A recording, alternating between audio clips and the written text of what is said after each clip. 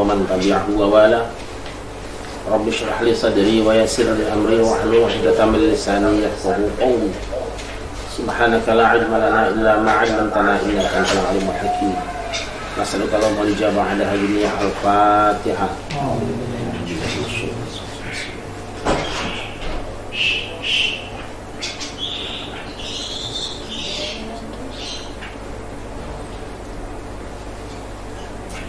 Hamba-hamba Allah yang dimuliakan, salah satu nama dari suratul Fatihah itu adalah surah Al-Kafiyah, yang artinya surat yang mencukupi.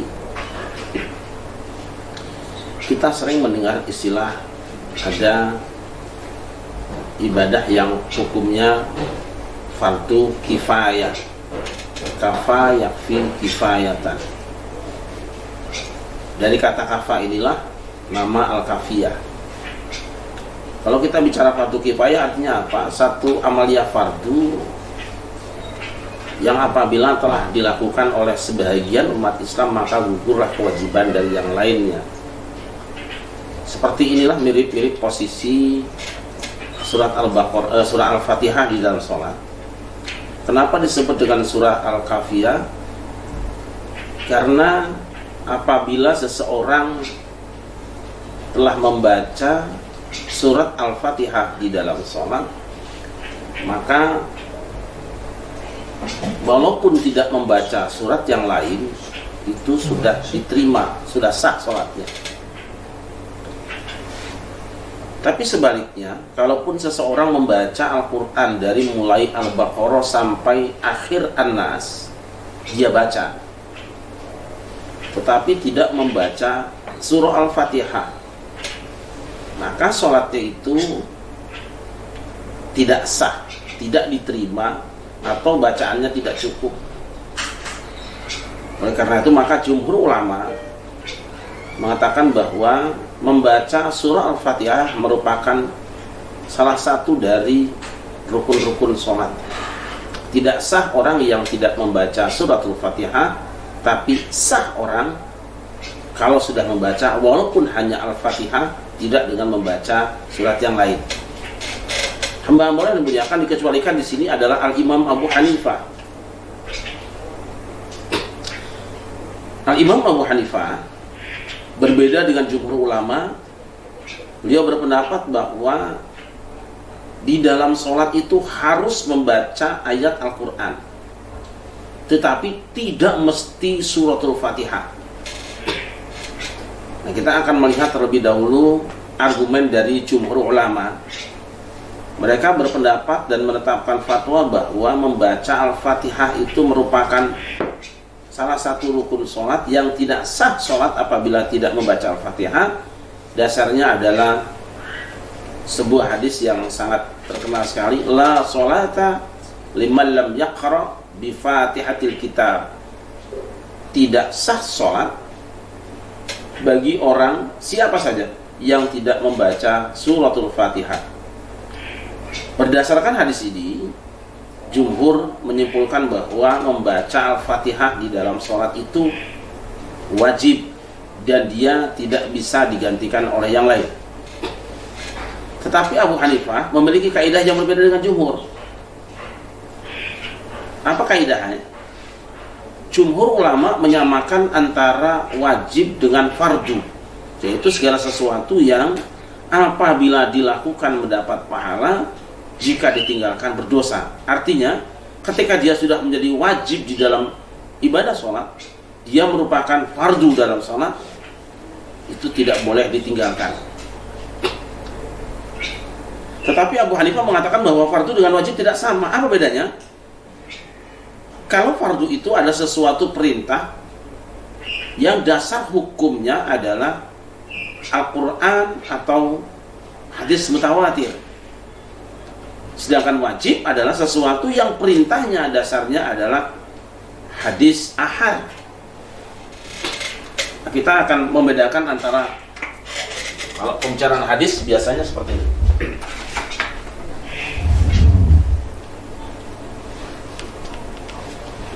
Hadis nanti ada al-ahad, al-mutawatir. Nanti hadis ahad itu adalah yang rawi-rawinya terbatas. Apa itu mutawatir? Ma rawahu adadun jamun yastahilu fil 'adah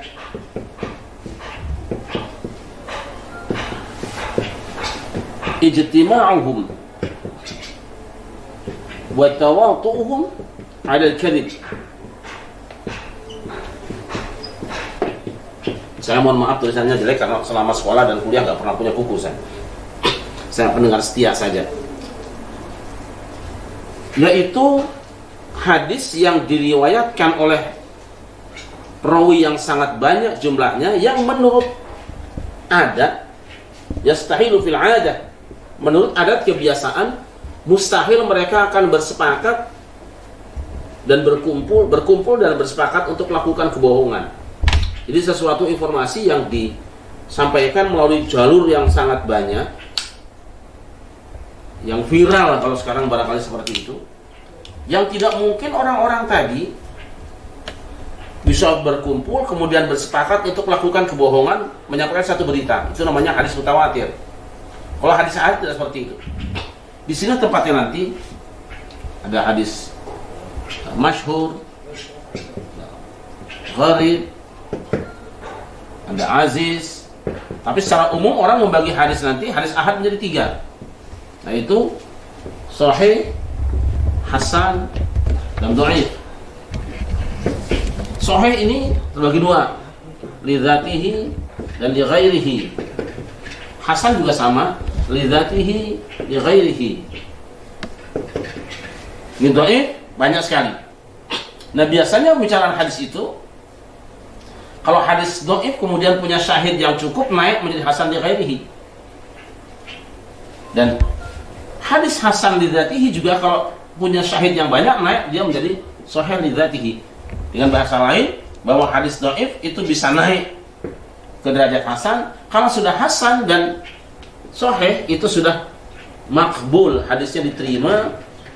Hanya nanti terbagi menjadi 2. Yang makbul itu ada yang makbul bih, ghair makbul bih. Karena hadis-hadis itu nanti ada yang mansukh, ada yang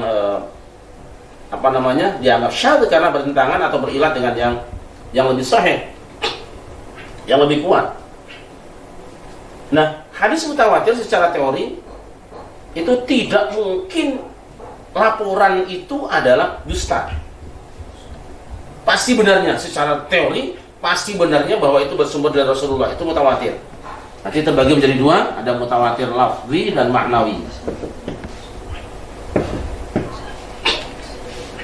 Kata Abu Hanifah, hukum fardu lahir dari hadis khobar mutawatir, baik hadis maupun Al-Quran. Al-Quran itu mutawatirah, qiraatnya mutawatirah.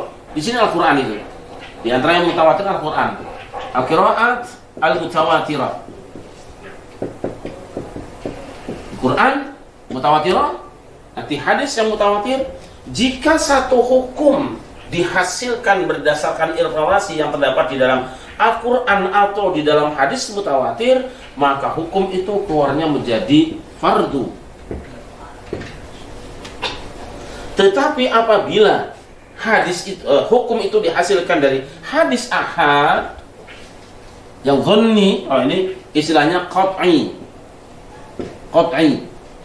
wurudnya ini dhanni, diduga kuat kalau bahasa kitanya. Jika satu hukum, produk hukum dihasilkan dari hadis yang ahad, maka dia statusnya menjadi wajib. Ini menurut Abu Hanifah. Jadi beda antara fardu dengan wajib. Dari perbedaan kaidah inilah kemudian muncul perbedaan pula banyak hal dalam masalah fikih. Nah, banyak orang yang tidak memahami langsung saja menghantam Abu Hanifah tanpa mempelajari kaidahnya dulu. Maka orang yang mempelajari satu hukum fikih, satu madhab tanpa mengenal kaidahnya dulu, tidak mengenal usul fiqhnya terlebih dahulu, mereka akan banyak menyalahkan madhab yang lain dan menganggap hanya dirinya yang benar. Nah seperti ini. Imam Abu Hanifah mengatakan fardu dengan wajib berbeda. Gimana bedanya? Kalau fardu itu dihasilkan dari dalil yang bersifat qat'i, yaitu Quran atau hadis mutawatir, qat'i ya. Sedangkan wajib dihasilkan oleh dalil khabar ahad. Itu bedanya. Tapi kalau jumhur mengatakan baik dalilnya berdasarkan riwayat yang mutawatir maupun yang dalil yang mutawatir maupun yang ahad, itu hukumnya sama dihasilkannya. Jatuhnya wajib dengan fardu adalah sama. Dampaknya apa? Jumhur mengatakan apabila ada dalil baik Al-Quran maupun hadis yang menunjukkan kepada satu perintah tanpa qarinah yang memalingkan kepada yang lain, maka dalil tadi akan menghasilkan hukum wajib dan fardu. Karena itu maka ketika ada satu hadis mengatakan la salata liman lam yaqra bi fatihatil kitab, tidak sah sholat bagi siapa saja yang tidak membaca suratul Fatihah, difahami oleh jumhur membaca Al-Fatihah itu wajib dan itu tidak bisa diganti oleh surat apapun. Tetapi kalau fardu dengan wajib dibedakan seperti oleh Abu Hanifah, maka apa kata Abu Hanifah? Hukum yang dihasilkan oleh dalil yang mutawatir, yang qat'i itu, qat'ul wurud itu, dia tidak boleh diganti. Tetapi kalau ada perintah yang dihasilkan oleh dalil zonni atau ahad ini, ahad, maka dia boleh diganti dengan yang lain yang semisal dengan dia. Di sini bedanya. Saya ulangi. Kalau kata Abu Hanifah, ketika satu hukum dihasilkan oleh dalil mutawatir, maka dia plek itu jadi, tidak boleh diganti. Tetapi kalau dihasilkan oleh dalil yang ahad karena bersifat zonni, maka dia boleh diganti yang lain, tidak harus plek dia. Sedangkan jumhur mengatakan baik dihasilkan oleh mutawatir maupun yang ahad, dia sama hukumnya, tidak boleh diganti. Oleh karena itu, hadis la sholata liman lam yaqra bi fatihatil kitab itu sahih, tetapi dia statusnya ahad di sini. Menurut jumhur ulama, membaca Al-Fatihah di dalam sholat mutlak tidak boleh diganti. Tetapi Abu Hanifah berbeda. Kenapa berbeda? Ingat tadi bahwa dalil yang mengharuskan satu amal tidak boleh diganti itu kalau Al-Quran atau hadis mutawatir. Abu Hanifah menemukan ayat faqra'u ma tayassara minal Quran. Dalam Al-Quran surah Al-Muzammil, bacalah olehmu yang mudah dari Al-Quran. Sholat dengan kamu membaca ayat mana saja dari Al-Quran, mutlak harus baca Quran, jatuhnya fardu. Jadi dalam sholat harus baca Quran. Sedangkan hadis yang mengharuskan Al-Fatihah, yang membatasi yang harus dibaca itu Al-Fatihah, itu sifatnya adalah ahad, khabar ahad. Ini berarti tidak harus plek Al-Quran, tidak plek Al-Fatihah, yang penting ada ayat Al-Quran yang dibaca. Orang baca 3 ayat Al-Quran misalnya, tidak usah Al-Fatihah, baca apa saja. Misalnya, dzalikal kitabul la raiba fihi hudal lil muttaqin. Nanti ada yang mengatakan 3 ayat dari mazhab Abu Hanifah itu macam-macam juga berkembang pendapatnya. Kita baca saja satu surat ayat mana saja, tidak harus Fatihah, itu sudah sah. Tapi kalau kata yang lain, tidak sah. Walaupun dibaca semua Al-Quran, kalau tidak membaca Al-Fatihah, tidak sah sholatnya. Nah, Abu Hanifah tidak mengharuskan mutlak baca Al-Fatihah. Boleh baca surat mana saja, ayat mana saja, yang penting Al-Quran. Sebab apa? Perintahnya jelas dari Al-Quran. Sedangkan membaca Al-Fatihah itu perintah di dalam hadis ahad. Mana yang benar? Ini bukan urusan kita, cuma saya ingin coba baca dari kitabnya, langsung dari mazhabnya Abu Hanifah. Sebab kalau kita membaca dari mazhab yang lain, itu nanti akan repot kita. Kebanyakan kita suka menyalahkan mazhab lain dengan menggunakan kitabnya sendiri, tidak merujuk pada kitab asli mazhabnya. Ini adalah kitab Al-Musu'al Fiqhiyah Al-Muqaranah, namanya At-Tajrid, karya Al-Imam Al-Qaduri. Ini langsung mazhabnya Abu Hanifah. Al-Qaduri yang wafat pada tahun 428 Hijriah. Jadi sudah 1000 tahun yang lalu di kitab. Apa katanya? Al-wajib fil qiraah. Yang wajib di dalam bacaan salat itu, qala Abu Hanifah, al-wajib fil qiraati ma yatanawaluhul ismu. Yang wajib di dalam bacaan di dalam salat itu adalah cukup apa yang sudah bisa dikategorikan membaca. Itu saja. Selama ada ayat Al-Quran yang dibaca dan orang nyebut itu sudah baca Quran, sudah masuk dalam kategori baca Quran, baca ayat Quran, maka sah salatnya. Waqala Syafi'i al-wajib Fatihatul Kitab. Kata Imam Syafi'i, yang wajib adalah membaca suratul Fatihah.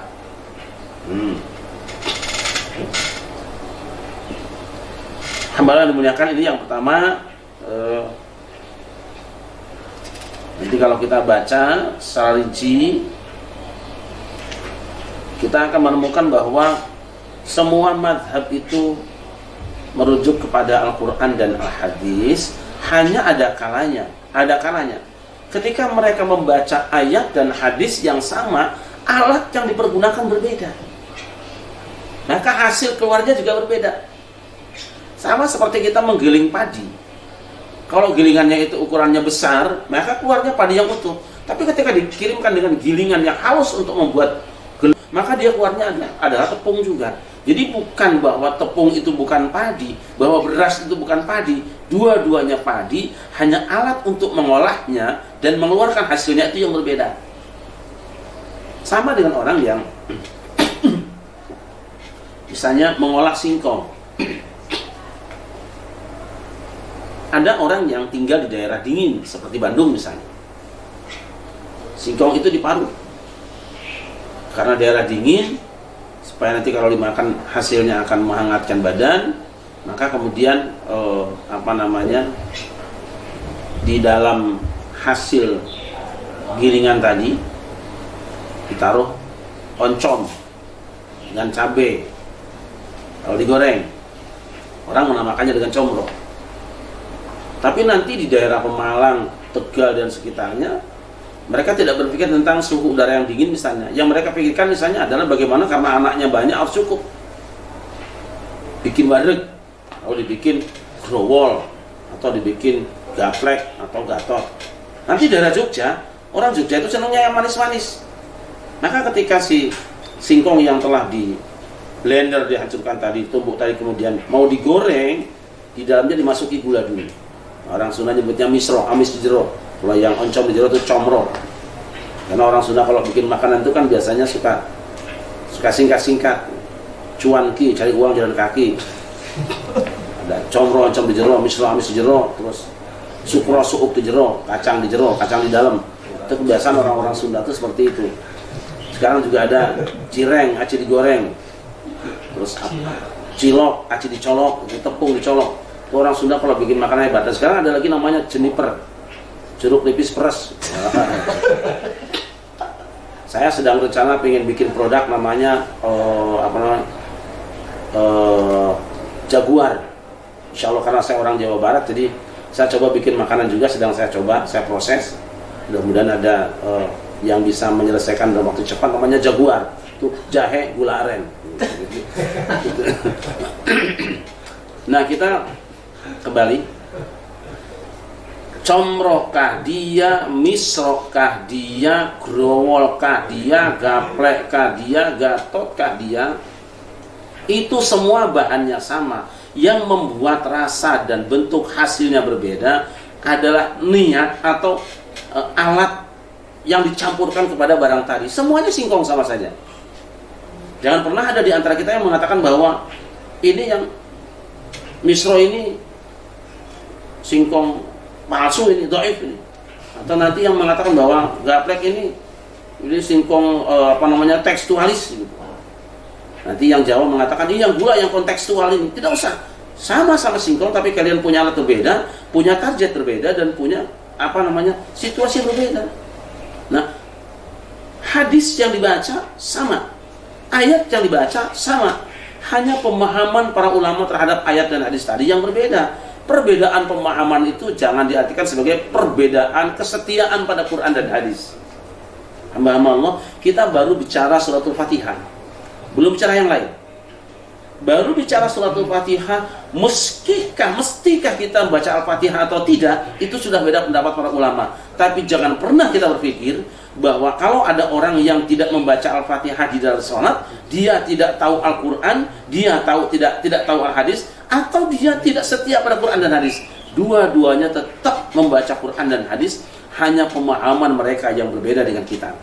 Tapi kita yang bermadzhab Syafi'i tegas, tidak sah sholat orang yang tidak membaca Al-Fatihah. Dan hari ini secara umum dari kalangan mazhab Abu Hanifah pun ketika mereka sudah berinteraksi berada di Mekah dan Madinah dan berhubungan di sana kemari dengan dunia ilmu, mereka tetap bersama dengan yang lain membaca Al-Fatihah. Ingat tadi, jangan dipahami bahwa kalau mereka tidak mengatakan harus membaca Al-Fatihah, mereka tidak mau baca Al-Fatihah. Mereka bisa jadi tidak mengharuskan Fatihah, takutnya ada yang tidak hafal, maka ketika baca qul huwallahu ahad Allahus samad lam yalid wa lam yulad wa lam yakul lahu kufuwan ahad tanpa Fatihah, dan itu bisanya itu hafalnya, sah kata Abu Hanifah. Nah, bagi yang mengatakan tidak sah, ini nanti akan jadi masalah. Bolehkah saya sholat tidak hafal Fatihah lalu baca kulhu? Sahkah baca kulhunya? Disinilah kelonggaran perbedaan pendapat. Ketika kau menemukan kesulitan, maka pendapat yang berbeda dari dirimu bisa diambil demi keselamatanmu.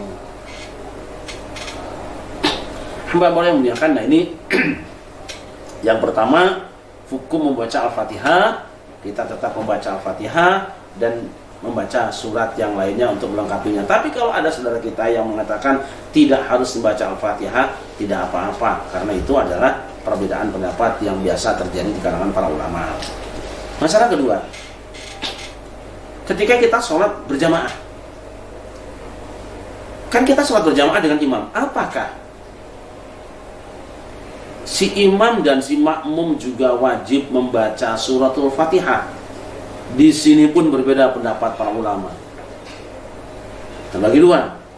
Ini sudah mulai merapat perbedaannya.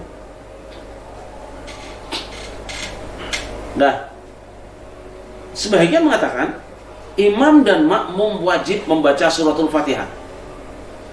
Tapi sebagian yang lain mengatakan tidak harus membaca Al-Fatihah. Karena apa? Ada hadis Nabi mengatakan innama ju'ilal imamu li'tamma bihi fa idza qara'a fa ansitu fa idza kabbara fa kabbiru.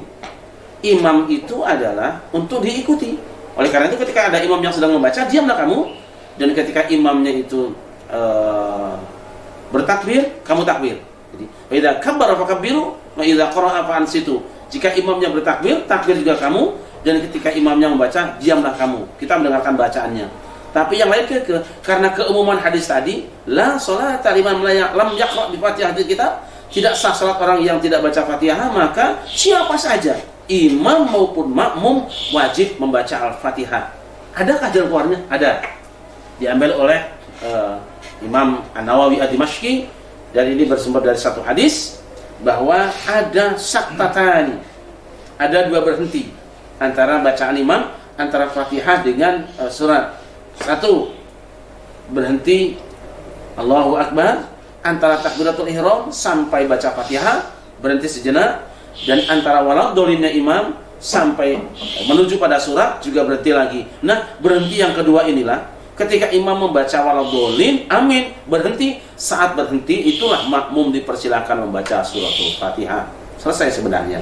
Maka sebaiknya para imam ketika selesai membaca waladhdallin, sudah baca amin, jangan langsung baca surat, berhenti sejenak. Sekira-kira makmum yang bermadhab berbeda dengan dirinya, makmum yang ikut dengan ulama yang mewajibkan baca Fatihah, selesai membaca Al-Fatihahnya, baru kita membaca suratnya. Assalamualaikum warahmatullahi wabarakatuh. Waalaikumsalam.